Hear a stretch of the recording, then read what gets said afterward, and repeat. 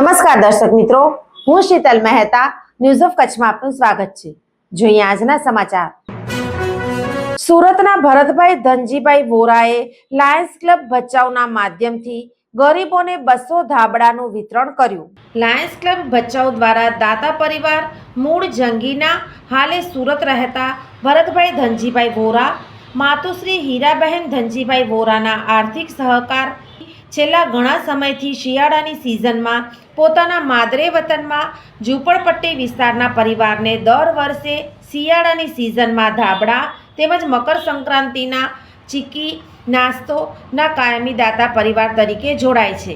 તાજેતરમાં ભચાઉ અને કરમરિયા ગામના જરૂરિયાતમંદ લોકોને મદદરૂપ થવા 200 ધાબળાનું અલગ અલગ વિસ્તારોમાં વિતરણ કરવામાં આવ્યું।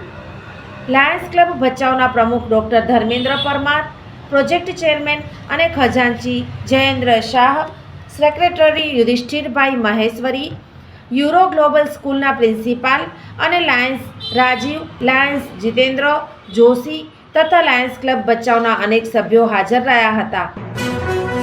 દર્શક મિત્રો, આજે તારીખ 9 ડિસેમ્બર 2025 આ હતા આજના સમાચાર। આવતીકાલે ફરી મળીશું, ત્યાં સુધી મને રજા આપશો। નમસ્કાર।